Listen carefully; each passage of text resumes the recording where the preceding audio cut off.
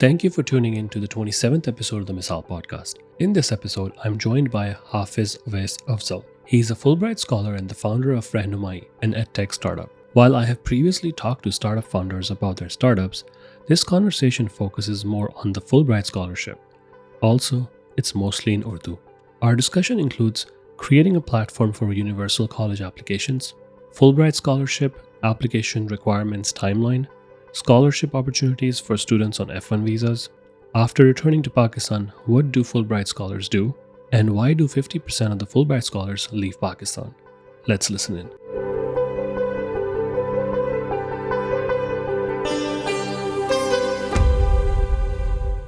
Welcome to the Misaal podcast. Hafiz, how are you?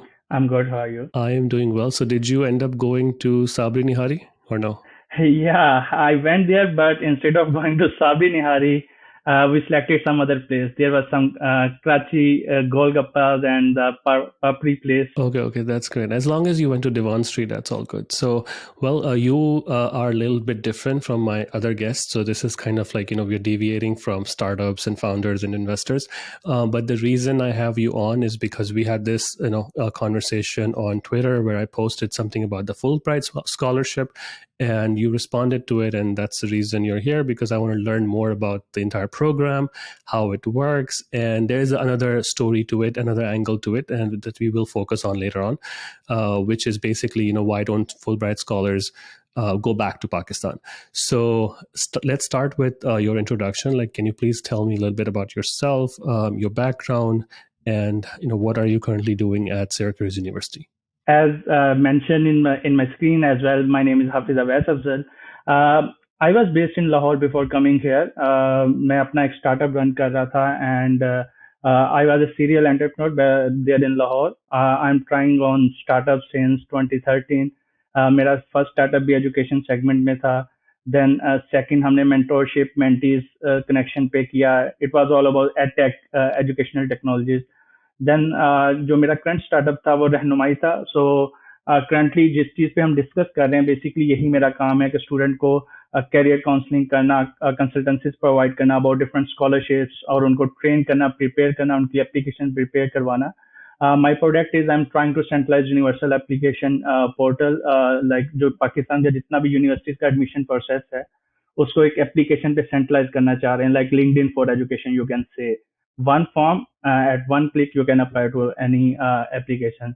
So मैं पिछले 5 साल से इस चीज़ पे काम कर रहा हूँ. डिफरेंट इश्यूज को हम सामने आते हैं, हम उसको रिजॉल्व करके आगे जाने की कोशिश कर रहे हैं. देन सडनली पैंडमिक आ गया और सारी दुनिया बंद हो गई. तो उसमें डेफिनेटली हमारा मेन काम जो था वो यूनिवर्सिटीज में था, कॉलेजेस में था. हमें ऑन ग्राउंड जाके सेशंस करने होते थे.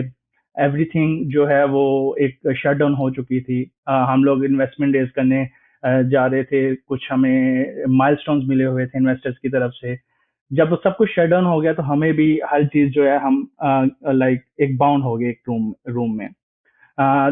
5-6 महीने बाउंड रहने के बाद देन वी रियलाइज अब क्या है, नेक्स्ट क्या है. हर चीज बंद हो गई है, स्टार्टअप नहीं है, कुछ काम नहीं है. We tried some online thing, but as a founder मेरे लिए जो मेरी 5 साल की स्ट्रगल थी, मेरा प्रेशर बढ़ता जा रहा था. एंड मुझे था कि ओके नाउ 5 साल एक स्ट्रगल की है, अब मुझे एक ब्रेक चाहिए. तो वो ब्रेक क्या हो सकता है? I thought okay let's try for full bright. Summer था, पेंडेमिक के स्टार्टिंग डेज थे. आई थिंक इट वाज फरवरी और मार्च 2020. सारे जो है वो लॉकडाउन में थे. I tried. हमारी खुशकिस्मती इस वक्त ये थी कि इसकी आगे भी हम डिस्कस करेंगे जब हम इसकी कंडीशंस को डिस्कस करेंगे. तो जीआरई की कंडीशन जो है वो वेव ऑफ हो गई थी, और मेरे पास इतना उस वक्त टाइम नहीं था कि मैं जीआरई में बैठूं, उसकी तैयारी करूं और जीआरई में अपेयर हूं. तो सीजीपीएस बेस जो है वो सिलेक्शन थी. मेरा सीजीपीए फुल था, तो मुझे वो इशू नहीं था. आई अप्लाइड एंड देन मेरी सिलेक्शन हो गई, एंड मैं सिरैक्यूज यूनिवर्सिटी को मैंने ज्वाइन किया. मैं जो स्पेशलाइजेशन यहाँ से कर रहा हूँ वो मेरा है एजुकेशनल टेक्नोलॉजीज, जो कि मैं काम कर रहा था पाकिस्तान में, उसी को मजीद मैंने लर्न करने का फैसला किया. My degree was instructional design development and evaluation, जो कि टाइटल था मेरी डिग्री का यहाँ पे. So how long have you been in New York now? So it's like a 2-year program? It was 1 year program. Actually जब मैं plan कर रहा था अगेन, जब आप किसी चीज को अपना काम मैं छोड़ के आ रहा था, तो मेरी प्लानिंग यही थी, ओके 1 ईयर का प्रोग्राम सेट करो, कंप्लीट करो, आपके पास वो एमफिल की रिक्वायरमेंट भी पूरी हो जाएगी, आपको ब्रेक भी मिल जाएगी लाइफ से, एंड वापस आके दोबारा फोकस करो अपने काम पे। Was there a reason to choose Syracuse University in New York, or was this something like you researched the program? Like, of course, you had a unfair advantage in a way because you help others do this for such a long time that you probably had like all the inside knowledge as to where to go. So, was this more about the program that they were offering, or is it just like certain universities where you could apply if you are a Fulbright scholar? If I will discuss about this thing, I think first we will discuss about the procedure of the program, because ये बहुत हम एक step आगे discuss कर लेंगे अगर हम इस चीज को डिस्कस करेंगे। सो जब हम फुल ब्राइट के लिए अप्लाई करते हैं, so there are multiple steps, like 1 साल का पूरा प्रोसेस है यहाँ तक पहुंचने के लिए, सिलेक्शन के बाद सिलेक्ट होने के लिए हमारे पास। तो आपका एप्लीकेशन होती है, जब आप शॉर्टलिस्ट होते हैं उसके बाद एक इंटरव्यू आपके होते हैं। जब आप इंटरव्यू से शॉर्टलिस्ट होते हैं तो देन आपको एक्सेप्टेंस और रिजेक्शन की कॉल जाती हैं। सो जब एक्सेप्टेंस रिजेक्शन की कॉल आती हैं तो आप आइदर प्रिंसिपल कैंडिडेट हो या ऑल्टरनेट कैंडिडेट हो, ये दो कैटेगरीज में आपको जो है वो रखा जाता है। सो फॉर्चुनेटली मैं एक प्रिंसिपल कैंडिडेट था, तो जब प्रिंसिपल कैंडिडेट की आपको कॉल आती है तो आपका देन फर्दर बाकियों का भी प्रोसीजर साथ साथ चल रहा होता है, अल्टरनेट का भी। तो हमें करना ये होता है कि हम जब एप्लीकेशन फिल कर रहे होते हैं, हमने इन फुल ब्राइट को ऑप्शंस बतानी होती है। फुल ब्राइट को हम बताते हैं ओके हमारी टॉप 3 ऑप्शंस ये हैं, ये यूनिवर्सिटीज हैं। फॉर एग्जांपल मेरी जो टॉप 3 प्रायोरिटीज थी, first was the Stanford, the second was the UPenn and the third was the Harvard. So मेरी प्रोफाइल ऐसी थी कि मैं ये रिस्क ले सकता था, तो मैंने वो लिया। नीचे एक जो है ऑप्शनल 5 यूनिवर्सिटीज की लिस्ट आपने प्रोवाइड करनी होती है।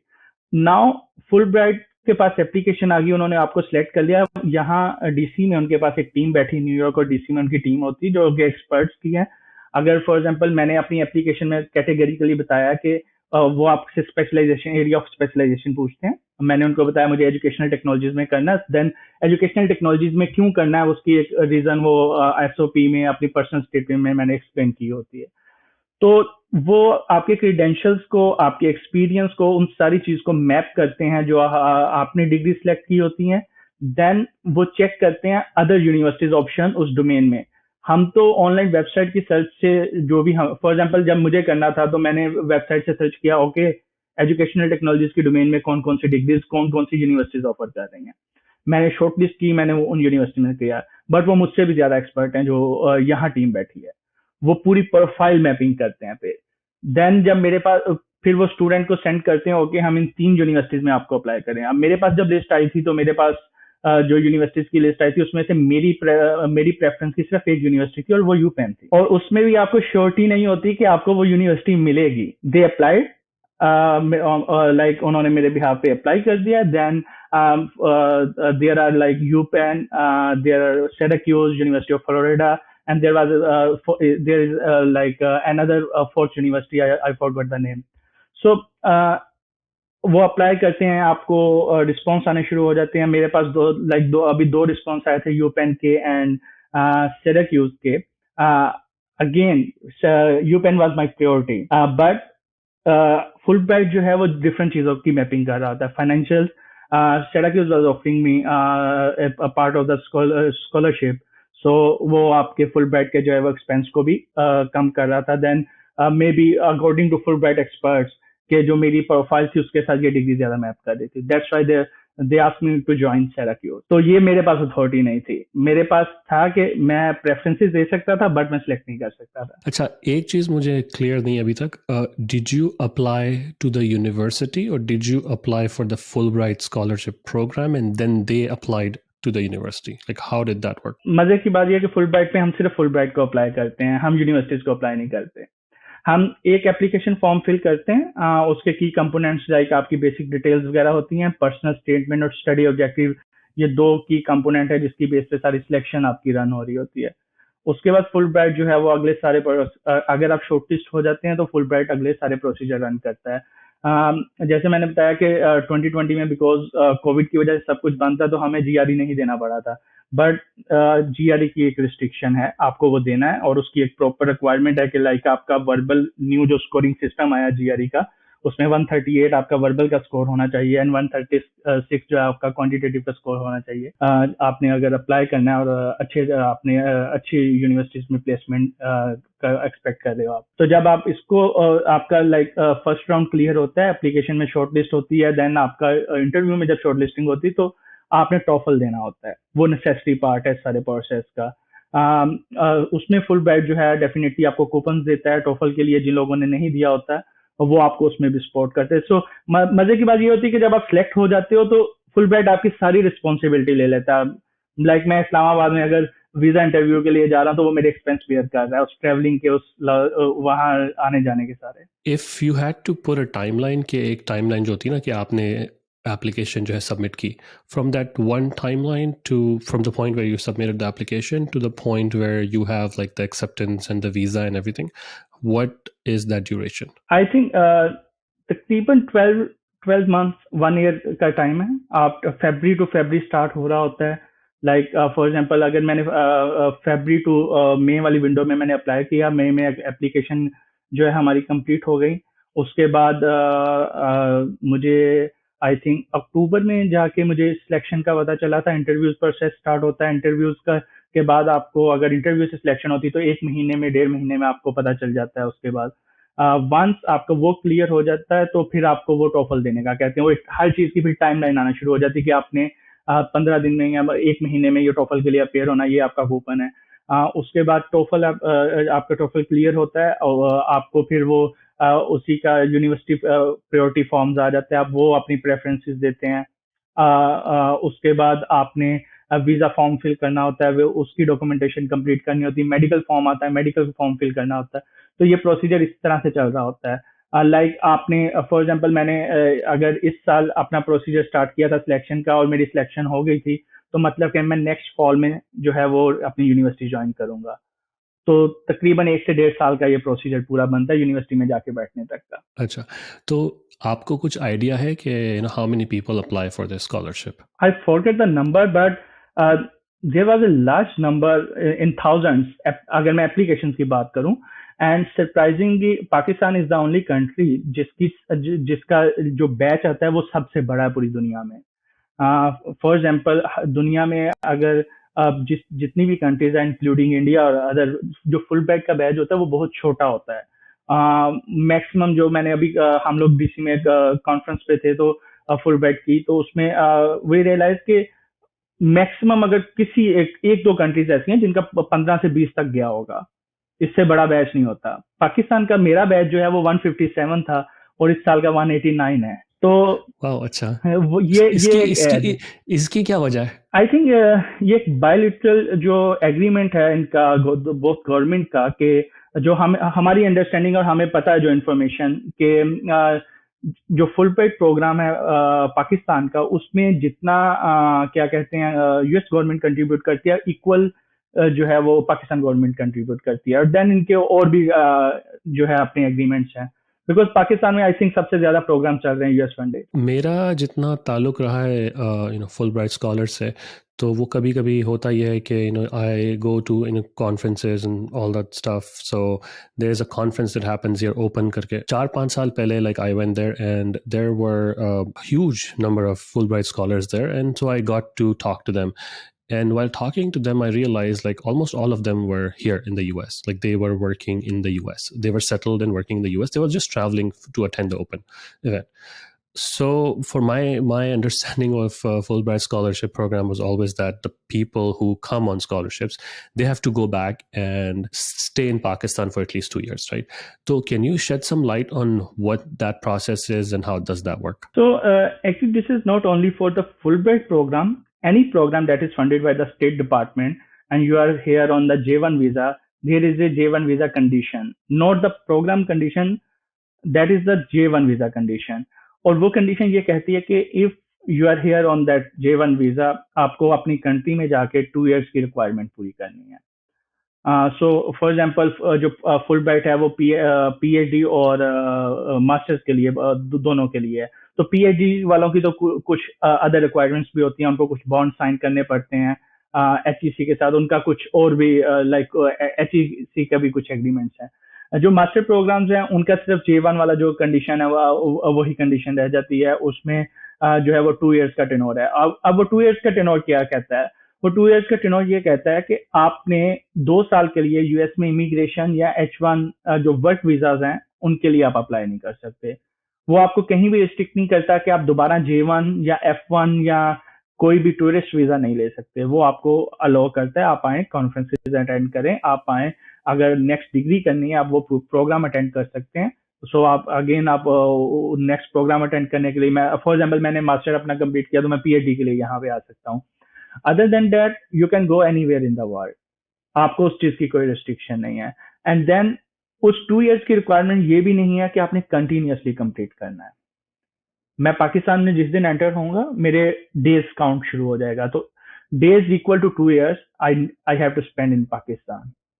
मैं 6 महीने बाद किसी विजिट पे चला जाता हूँ, वो मेरा इमिग्रेशन काउंटर पे जैसे ही स्टैंप लगेगा मेरा काउंटर रुक जाएगा, मैं वापस आऊंगा फिर काउंट शुरू हो जाएगा। तो इस तरह से आपकी वो 2 इयर्स की रिक्वायरमेंट्स बेसिकली वो मेंशन्ड है। किसी बहुत से स्पेशल, अगर कोई एक एक्स्ट्रा एक्सट्रीम स्पेशल केस आ जाता है कि आपको यूएस वापस आना ही है, तो उसमें फिर देयर आर सम पॉलिसीज जो कि आप स्टेट डिपार्टमेंट की वेबसाइट पे एक्सेस कर सकते हैं। Then you can apply for exemption, और वो बहुत रेयर केसेस में होती है। उसके लिए आपको एनओसी लेना पड़ता है स्टेट डिपार्टमेंट से, अपनी जो है फेडरल गवर्नमेंट से, पाकिस्तान से, फॉरेन ऑफिस से आपको उसके लिए एनओसी वगैरह लेना पड़ता है। So the main reason that we connected basically was because I posted that the most recent batch, which was, you just said, like 189 Fulbright scholars. So that news was from US Embassy's website, I believe, and the article listed that almost half of the people have come back and like are serving in Pakistan, but half of them are not. So it's 50%. And you mentioned that so you are aware of like a lot of people who don't have any plans to go back to Pakistan, or if they do go back to Pakistan, they'll probably leave in in few months. So what is the reason for that? Like, is there something that can be done from maybe like logistically speaking, after these scholars go back, that they stay in Pakistan, or is this just a matter of like human nature basically, where the opportunities arises, they'll just follow? If I analyze what I heard from the people, और जो मैंने लोगों से interaction किया है, not only in this program, global UGRAD भी मैंने like I mentioned, I was like alumni of that program, मैंने वो अटेंड किया था प्रोग्राम। मेरा जो लोगों के साथ इंटरेक्ट है, और अभी जो मैंने अपने मेजोर काफी लोग बच्चों के साथ फुल ब्राइट के साथ इंटरेक्ट किया, प्रॉब्लम इज हम लोग सारे कैपेबल हैं तो हम इधर आए हैं, बट एक मेजर पोर्शन जो होता है उनका कोई फाइनल गोल नहीं सेट होता। जो बच्चे पाकिस्तान से आ रहे हैं उनका यह है कि बस ठीक है, एक दफा कंट्री से निकलना है, घर वालों से थोड़ा सा डिस्टेंस मिल जाएगा, थोड़ी स्पेस मिल जाएगी, डिग्री कर लेंगे, डिग्री मिल जाएगी। जब वो यहाँ आते हैं तो यहाँ की जो एक लाइफ है वो जो एक you can say glamorous life जो कि हर तरह से आपको फैसिलिटेट कर रही होती है, वो उनको अट्रैक्ट करती है। मैं अगर जो यूग्रेड वाले बच्चों की जब मैंने बात मेंशन की थी कि वो उस एज में तो वो बहुत ज्यादा करती है, अब आप आए हैं जो लोग पहली दफा आए होते हैं ऐसे माहौल में, ऐसी चीजों में, और उनको जो जब वो चीज अट्रैक्ट करती है तो वो माइंड उस चीज को एक्सेप्ट करना शुरू कर उनका माइंड उस चीज को एक्सेप्ट करना शुरू कर देता है कि ओके ये तो भाई जन्नत है, मुझे इधर ही रुकना है अब। देन दे स्टार्ट लाइक वो एक्सप्लोर करना शुरू कर देते हैं, ओके क्या क्या प्रोसेस हो सकते हैं कि मैं इधर ठहर सकूं। क्या फुलब्राइट ने क्लियरली मेंशन किया कि आपको 2 इयर्स आगे स्पेंड करने हैं। फुलब्राइट ने आपको, आप किसी की सीट लेके आए हो। मैं अगर यहाँ बैठा हूं तो मैंने जो ऑल्टरनेट कोई रह गया होगा या जो छोड़े उनकी सीट्स लेके आया, और मुझे कंडीशन में क्लियरली मेंशन था कि मुझे वापस जाके सर्व करना अपनी कंट्री को, जिस वजह से ये प्रोग्राम स्टार्ट हुए हैं। बट डेफिनेटली मुझे भी समटाइम जो है वो कहते हैं ना कि इंसान है, लालच है, होता है कि अच्छा यार मुझे कुछ इधर मिल जाए तो मैं रुकूं। एक तो वह है वो अट्रैक्शन। दूसरा जब रीजनिंग शुरू होती है वो एक यूजुअल है, हमें पता है पाकिस्तान में इस टाइम जो है पॉलिटिकल इकोनॉमिकल सिचुएशन जो है वो डिफरेंट है, उसका एक इम्पैक्ट है। तो वाई आई एम हियर कि मैं यहाँ से लर्न करूँ और वापस जाके उसको बेटर करने की कोशिश करूँ। उसका मतलब ये नहीं है कि मैं सिर्फ ब्लेम करता रहूँ और वापस जाऊँ और थोड़ी देर बाद भाग जाऊं, हो सकता है, इंसान है, होता है इस तरह से। एक तो ये चीज है। जब फिर वो स्टूडेंट्स इधर वो इंटर्नशिप्स कर रहे होते हैं, तो देखें, मैं इधर बैठा हूँ अभी एक इंटर्नशिप कर रहा हूँ पार्ट टाइम, और जो मैं इधर रन कर रहा हूँ ना, वो मुझे पे पार्ट टाइम की एक इंटर्नशिप में जो है वो पे करता है, वहां की फुल टाइम की, जो कि जिसकी कोई टाइमलाइन नहीं होती, जिसकी कोई आपकी वर्क लाइफ बैलेंस नहीं होता, उस जॉब से डबल पे कर रही है एक पार्ट टाइम जॉब। मैं कंप्यूटर साइंटिस्ट हूँ, अगर मैं अपनी फील्ड में ही जॉब करूंगा, मैं सॉफ्टवेयर में ही करूंगा, तो शायद उससे 4 गुना 5 गुना ज्यादा फुल टाइम में। अभी मैं पार्ट टाइम की बात कर रहा हूँ, तो फिर स्टूडेंट्स को वो भी अट्रैक्ट करता है कि यार अच्छा, मेरा कैरियर, मैं इधर थोड़ी सी एफर्ट्स पुट कर रहा हूँ, मुझे इतना मिल रहा है, तो उधर जाके तो मुझे कुछ भी नहीं मिल रहा। जो जो मुझे इधर 10 घंटे काम करके मैं 2 लाख कमा रहा हूँ, उधर मुझे फिर किसी ने 50,000 लाख पे कहना कि आ जाओ, और पढ़े लिखे लोग होंगे जो मुझे इस तरह की बातें कर रहे होंगे। तो ये वो कुछ फैक्टर्स हैं जो कि मेन फैक्टर्स हैं। ये उन लोगों के मैं बता रहा हूँ जिनको पता है कि उनकी डायरेक्शन क्या है, लेकिन जो मेजोरिटी है उनको पता नहीं है डायरेक्शन क्या है। उनका फिर यही होता है कि ओके, पाकिस्तान में जो है वो इस तरह से है, ये है, वो जो कहते हैं ना अट्रैक्शन, ग्लैमरस अट्रैक्शन, वो इनको यहाँ रुकने पे मजबूर करती है। दे कांट सी कि आफ्टर द प्रोग्राम जो भी चीज करनी है वो उन्हें खुद करनी पड़नी है। उनकी इंश्योरेंस को मैनेज करना, उनके फाइनेंशियल्स को मैनेज करना, उनको कार चाहिए, कार की रजिस्ट्रेशन, कार की इंश्योरेंस। अभी तो भाई आपको पैम्पर्ड किया जा रहा है। आपने तो अभी वो लाइफ देखी है, आपने तो अभी आगे वाले स्टेप की तो देखी नहीं है। जो लोग इधर प्रोफेशनली रह रहे हैं, definitely financially there are benefits. आपको आपके पे वो जो मिलती है, वो जब रुपीज में कन्वर्ट होती है, वो ज्यादा लगती है। तो ये चीजें शायद हम दूर का नहीं देख पाते, उस वजह से फिर बच्चे ये चीजें करनी शुरू कर देते। मैंने ट्वीट में भी, जब आपने पूछा था, मैंने मेंशन किया था कि मेरा अपना बैच जो 50% से ज्यादा ये सोच रहा है। एक तरीके से मैं खुश हूँ और एक तरीके से मुझे अफसोस है। दोनों फीलिंग्स हैं यहाँ पर। वो उसकी वजह यह है कि जाहिर सी बात है कि मैं तो चाहूँगा कि भाई अगर आप यहाँ से पढ़ रहे हैं तो आप पाकिस्तान जाएं और give back to the community. I know it's like very idealistic, लेकिन of course human nature, like you mention too, कि इंसान जो है जहाँ पर अपनी बेहतरी होती है वहाँ उस तरफ खिंचा चला जाता है। So I don't also blame them कि they decide to live in this country. I mean, this is the, I would, there's no place in the world I would rather be. So this is the place to be for anyone, especially people who are educated. So I don't blame them. But then again, I feel that because of the program, they got exposed to the country, like you mentioned. यहाँ पर if you go and rent an apartment, buy a car is required here. It's not an option, especially if you live in the suburbs where most people live.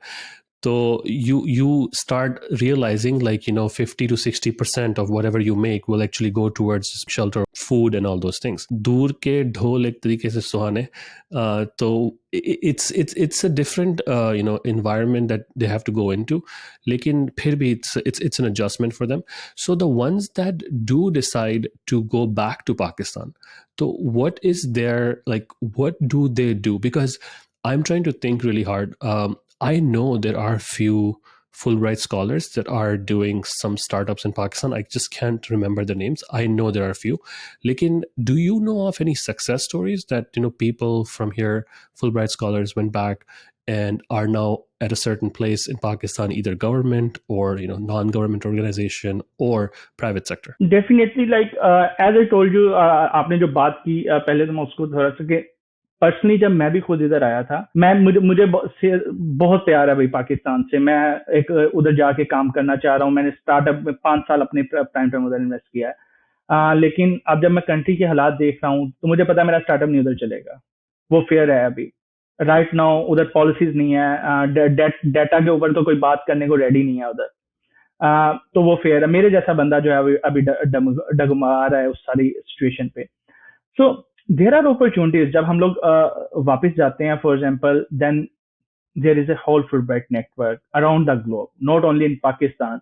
There are annual gatherings of Fulbright, वो जो पूरा एक alumni network है वो आपके support है। There are small funds, आपको Fulbright provide करता है 2-3 लाख के, 10 लाख तक भी, उससे ज्यादा के भी आपको प्रोवाइड किए जाते हैं डिफरेंट प्रोग्राम को एग्जीक्यूट करने के लिए। एनुअल ग्रांट्स आती हैं Fulbright की तरफ से, आप अपना प्रोजेक्ट जो है वो बना के दें, वो आपको उस पर सपोर्ट करते हैं। तो वो अलमनाई ग्रांट्स हैं।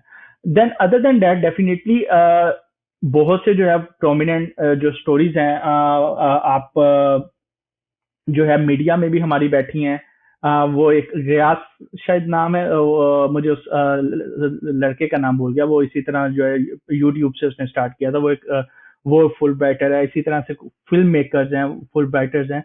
बट द थिंग इज, जब ये प्रोग्राम स्टार्ट हुआ था उस वक्त एक टाइम था कि जब आप कहते थे मैं फुल ब्राइट से हूँ, अभी भी उसका एज है हमें। बट एक टाइम था जब आप पाकिस्तान में उतरते थे तो आप कहते थे फुल ब्राइट है, तो आपको उठा लिया जाता था। उठा लिया मतलब कि आप हाथों हाथ लिया जाता था, आपकी लोगों को लगता था कि फुल ब्राइट। नाउ सप्लाई और डिमांड का जो फर्क है वो बहुत बढ़ गया है। सप्लाई बहुत ज्यादा है। फुल ब्राइट है, शिवनिंग है, कॉमनवेल्थ है, एरेस्मस में 300 बच्चा गया है इस साल। वो 300 बच्चा कहाँ आके आप खपा रहे हो? आपकी इंडस्ट्री बंद पड़ी है, कहाँ लगेगा? तो मैंने ऑनेस्टली बड़ा दुख होता है ऐसे ये सारी बात करते हुए भी, कि मैंने फुल ब्राइटर्स को भी जॉब के लिए धक्के खाते देखा है पाकिस्तान में, छोटी छोटी जॉब्स करते देखा है। जो सक्सेस स्टोरीज हैं वो इंसान खुद बनाता है।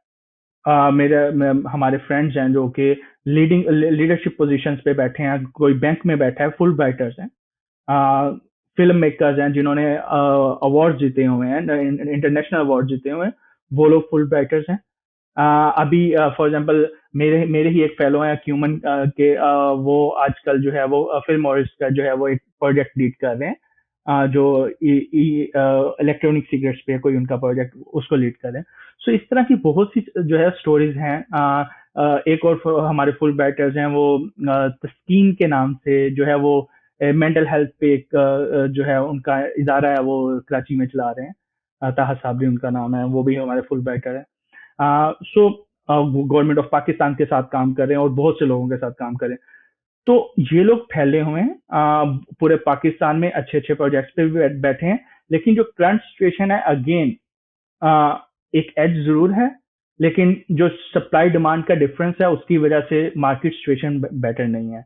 दैट्स वाई जब ये सारी सिचुएशन आती है, वो जो एक बंदा इतनी मेहनत करके वापस जाता है, वो फिर अपना पूरा जोर लगाता है, या तो कनाडा फ्लाई कर जाए या किसी और कंट्री फ्लाई कर जाए।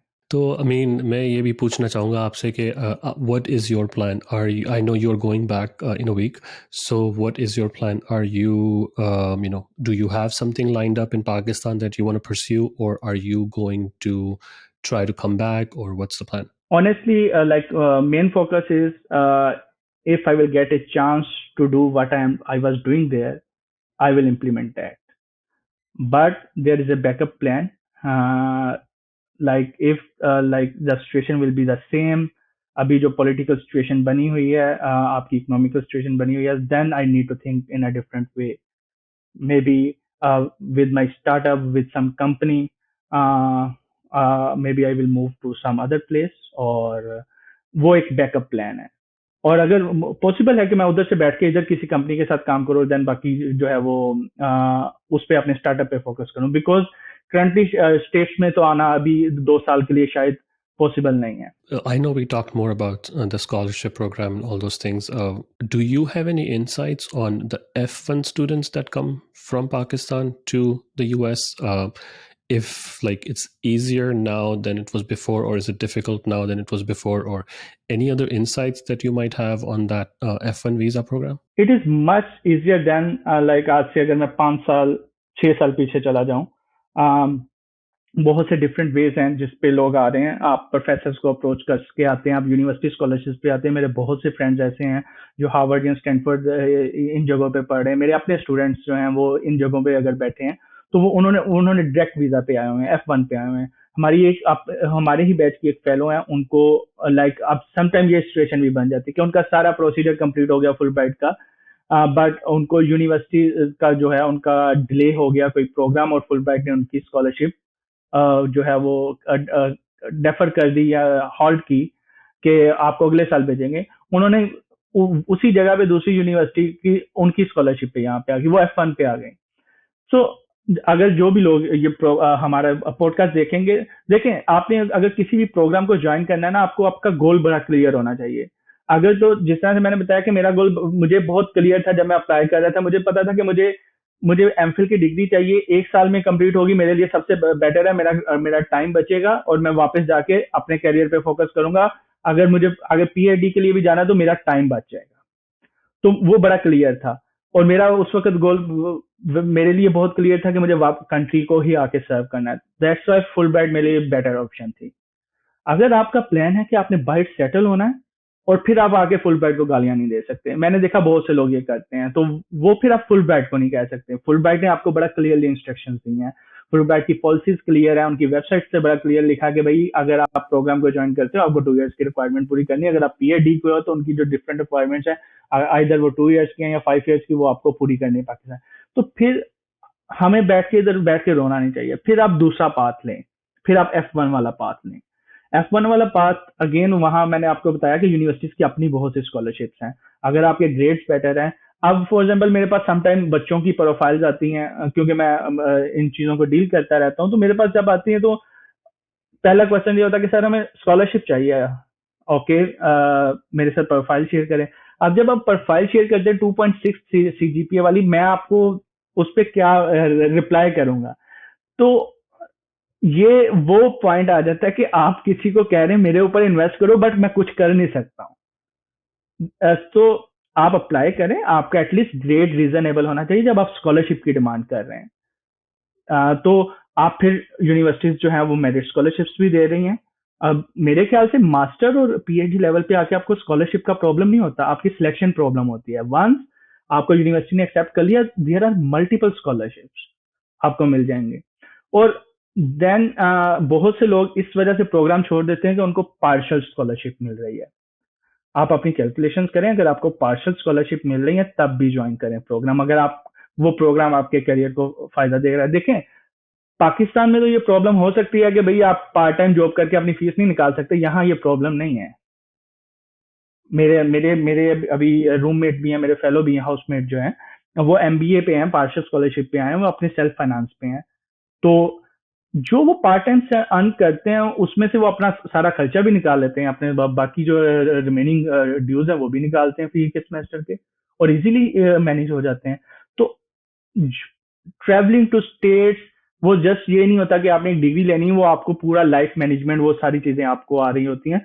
तो आपने कैलकुलेशन बस अपनी सही रखनी है। F1 पे आए, अगर आपका गोल ये है कि आपने स्टेट्स में या किसी भी दूसरी कंट्री में सेटल होना है, यूनिवर्सिटी की डायरेक्ट स्कॉलरशिप है उसके लिए अप्लाई करें। अगर यूनिवर्सिटी की डायरेक्ट स्कॉलरशिप आपको नहीं मिल रही, एडमिशन मिल गया, एचईसी की स्कॉलरशिप है उसके लिए अप्लाई कर सकते हैं, लेकिन उसमें फिर वो कंडीशंस आ जाएंगी दूसरी। अगर वो नहीं है तो किसी प्रोफेसर को, आप अगर आप रिसर्च बेस्ड डिग्री में आ रहे हैं तो प्रोफेसर को अप्रोच करें, उसकी रिसर्च लैब में आपको फंड मिलता है तो वो आपको हायर कर लेगा। देर आर मल्टीपल प्रोग्राम जो कि like M Phil leading to PhD भी है, सिंपल एम फिल भी है। अगर आप बीएचडी के तो डायरेक्ट आप पीएचडी में भी आ सकते So this reminds me of my time when I came to the US on F1, so in 2002. तो लेकिन उस वक्त से तो I cannot share anything from that time because I'm pretty sure everything has changed. So it would be useless for me to like give advice to how to navigate things. लेकिन I wanted to ask you कि a lot of people decide to go to like the Ivy Leagues and the good universities. So, good universities means like the areas they happen to be in, like the East Coast. If you go to Ivy Leagues on the East Coast, or you come to the Stanfords and the Berkeleys on the West Coast, um, the cost of living is very high. So one thing I would say is like, look into states that have a lower cost of living, and of course there's a lot of research you can do online, and then apply to those universities because it makes a lot of sense if you're, especially if you're living there, to being able to afford like other things. Of course, if you're not on scholarships, or no one, someone is working really hard to pay for your education.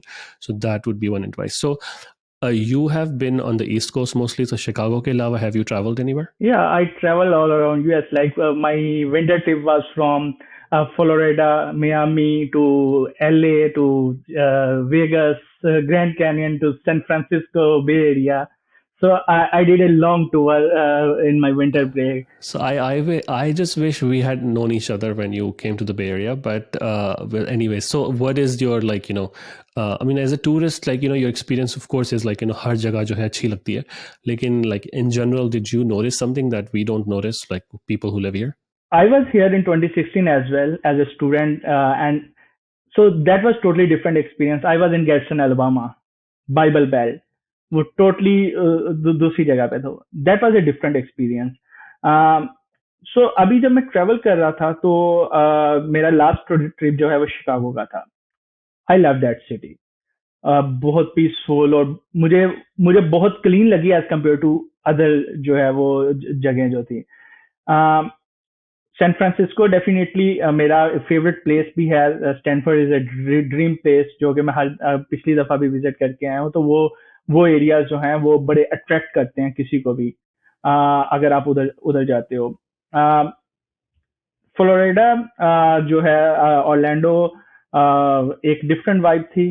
Like हम जहाँ भी गए एक चीज बड़ी common थी, जो कि मेरे ख्याल से मुझे उससे लगता है कि पाकिस्तान बहुत अच्छा है। मेरे लिए पाकिस्तान जन्नत है कि हर जगह हर सिटी में मुझे एक रिस्ट्रिक्टेड एरियाज मिले हैं। मुझे कहा गया कि 9 बजे के बाद आपने पुल की दूसरी तरफ नहीं जाना, ये ब्रिज है। इस for example we were in Miami, so they said okay don't go to that side of Miami, आप रात के टाइम उस साइड पे ना जाओ, और वरना आप बच के नहीं आओगे। आप ये न्यू मियामी में जाओ, लाइक आप कहोगे ओल्ड लाहौर में ना जाओ, डिफेंस डिफेंस तक रहो। इस तरह की जो चीजें हैं। Then LA, it was good, but जो हम एक ग्लैमर देखते हैं उस पिक्चर्स में, वो जो वॉक ऑफ फेम है, इट वाज वेरी डर्टी। मैंने सबसे डर्टी प्लेस अगर देखी तो एलए था। उनकी मेट्रोज, उनके road, so experience was different. But एक चीज जो थी, पीपल जो लोगों के लिहाज से, पीपल इंट्रैक्शन, शिकागो में काफी अच्छा मुझे वो एक इंट्रैक्शन मिला लोगों के साथ भी। उनके जो उनकी बॉडी लैंग्वेज थी बहुत अच्छी थी। And I will say my city Syracuse, यहाँ के लोगों को इंक्लूसिविटी मैंने बहुत ज्यादा देखी अपनी सिटी में। मेरी यूनिवर्सिटी जो है वो इस चीज पे बहुत काम कर रही है। चाहे वो आपकी जेंडर इंक्लूसिविटी हो, रिलीजियस हो, आपका जो है डिफरेंट कल्चरल जो है आप इंक्लूसिविटी और इंक्लूजन कर रहे हो, वो सारी जो है वो बड़ा काम हो रहा है। मैं अपनी सिटी की अगर बात करूँ तो वो मुझे बड़ा बड़ा अच्छा फील होता है। Sounds good. So yeah, my wife is actually from Chicago, and I love that place for the food and of course the weather, especially just in summertime. It's not a nice place to be if it's winter. Honestly, like it's not a place to be if it's winter. But I agree with you. It's very clean. It's much better. Lekin जहाँ तक California की बात is, of course I'm going to defend it because you can have everything that all the other states have in California, but we just do it better. That's just the way it is. Food, I would say definitely Desi food is better in Chicago. But other than that, anything else the entire country has, we just have it. It's just more expensive and better. So that's pretty much how I would describe California. As far as LA goes, yeah, LA is like a completely different story. I don't like going there. But yeah, other places, especially in California, there's a lot to see in California. You can't compare California with anyone. Yes, that's true. Specifically the San Francisco. That is my dream place, the Bay Area and these places. Before I let you go, like what would you say that, like one thing that if you had to like tell someone, like when you come here, there is something that you experience for the first time that you don't experience maybe in Pakistan or anywhere else in the world, maybe not anywhere else in the world, but not in Pakistan. So something that is very misunderstood when people come from Pakistan to the US, what would be that one thing? Definitely, like Hollywood जो हमें दिखाता है, we have a myth about the American families. हम कहते हैं कि इनका family structure नहीं है। हम कहते हैं हमारे मुल्क में जो सारी वो कैंपेन्स चलती हैं या एक्टिविज्म चलता है, वो स्पेस पे चलता है जी, यूएसएस है, यूएसएस है। They have the similar fair and they have amazing family structure honestly. their culture norms and their like family norms are different, but I saw like जिस तरह से फॉर एग्जांपल शायद पाकिस्तान में पेरेंट्स उस तरह से नहीं करते होंगे जिस तरह से यहाँ पेरेंट्स करते हैं कि बच्चे के साथ आना, उसको यूनिवर्सिटीज में भी मैं देखता हूँ बच्चों को आके उनके वो बेड सेट करके और उनकी वो जगहों को देखना कि अच्छा यहाँ पे ये रहेंगे, ये फैसिलिटीज हैं, वो सारा मैनेज करते हैं। एंड देयर इवेंट्स जिसको हमने पाकिस्तान में शायद बिगाड़ दिया होगा बहुत सी शेप्स में, चाहे वो आपका वैलेंटाइन डेज है, चाहे वो we celebrated here every event, each and every. उनका एक डिफरेंट एसेंस है। जरूरी नहीं है कि आप वैलेंटाइन डे सेलिब्रेट करें तो आपने वो लड़की लड़के वाला काम कर रहे हो। आई विटनेस हियर फैमिलीज जो जिस तरह से स्ट्रक्चर्स बने होते हैं, फैमिलीज गैदर होती हैं, वो आपके अपने इवेंट्स करती हैं। अगर आप डेट पे जा रहे हो डेट पे जाते हैं। सो these are the misconception about different events. आपका क्रिसमस का इवेंट है, आपका ईस्टर का इवेंट है, सरप्राइज लाइक अगर मैं ये बात कहूँ कि कोई मस्जिद में जाके इस तरह से कर सकता है जिस तरह से जो हमने इधर विटनेस किया, फॉर एग्जाम्पल ईस्टर का इवेंट है, वो तलावत के साथ स्टार्ट होता है। हमारा यूनिवर्सिटी का इमाम तलावत कर रहा है और जो चर्च का जो पास्टर्स हैं वो अपना बाइबल का रेसिटेशन कर रहे हैं। ईस्टर इवेंट है, सारे कर रहे हैं। हमने इफ्तार अंडर मून की है, सारे बैठे हैं, इमाम तिलावत भी हुई है, सारी बयान भी हुए, सारी कम्युनिटी बैठी। सो ये चीजें शायद मैं पाकिस्तान में नहीं कर सकूंगा। सो वो जो टॉलरेंस है, वो जो चीजें हैं, वो हमें लेके अपनी सोसाइटी में जो हम देख रहे हैं, मैं honestly not only as a Pakistan, as a Muslim, मैं वो अपनी सोसाइटी में देखना चाहता हूँ। टाइम की पाबंदी, हम जो एक मिसकंसेप्शन हमने ली कि हम मगरिब से ले रहे हैं या हम इन लोगों से ले रहे हैं कि भाई नाश्ता जो है वो सुबह 10 बजे चल रहा है, जो हमारा दोपहर का खाना है वो अब 4 बजे तक चला जाता है, 5 बजे तक चला जाता है, रात के खाने की कोई टाइमिंग नहीं है। यहाँ तो नहीं ऐसा होता। सुबह 6 बजे से 7 बजे के 8 बजे के दरमियान नाश्ता हो जाता है, 12 बजे से लंच टाइम शुरू हो जाता है, 1-2 बजे तक तो सारा कुछ खत्म हो चुका होता है। इसी तरह शाम का जो है, मैं पहले भी अब जहाँ आया था, 6-7 बजे जैसे ही सूरज ढलना शुरू होता है डिनर टाइम हो जाता है, और डिनर मीटिंग्स भी उसी टाइम के दौरान होती है। उसके बाद आफ्टर पार्टी है, वो जो लोग करना चाहते हैं वो करते हैं। तो वो जो चीजें हैं, वो एक पंक्चुअलिटी, टाइमलाइन, फैमिली स्ट्रक्चर, ये मैं अगर इसको इस तरह से कहूँ कि इस्लाम ने जो हमें कहा था वो इधर हो रहा है, प्रैक्टिकली हो रहा है। तो फिर आपको फिर अपनी फिक्र होनी शुरू हो जाती है कि मेरी इस्लामिक वैल्यू किधर है। वो चीज इधर मैंने बहुत सही एक्सपीरियंस की है। सही सही लाइक so 10 yeah, साल बाद you मैंने इधर आके तरावियां बढ़ाई हैं। so no, this is very much my experience too. Of course, I told you before too that there's no other place I'd rather live, because I have lived in Dubai. So Dubai में जो है, it's a Muslim country, सुकून है, अच्छी jobs हैं, हर चीज़ है वहाँ पर। आप रात के 2 बजे भी जो करना चाहें कर सकते हैं, लेकिन वो बात नहीं है। वो इंक्लूसिविटी जो आप कह रहे हैं ना, वो it's not there. The tolerance for other cultures, it's there, but it's like ऊपर से, it's very superficial. So for me, being in this country for like over 20 years now, so it's been a different experience. I wish you all the best. Thank you for being on the Misaal podcast and sharing your experience as a Fulbright scholar. I wish you all the best in the future, and hopefully we can keep in touch. Thank you, Zahid. Thank you for inviting me. Thanks for listening to the Misaal podcast. I hope you enjoyed the podcast and will thank me by writing a review or sharing it on social media. Make sure you follow and subscribe so you don't miss the next episode. Thanks again. See you soon.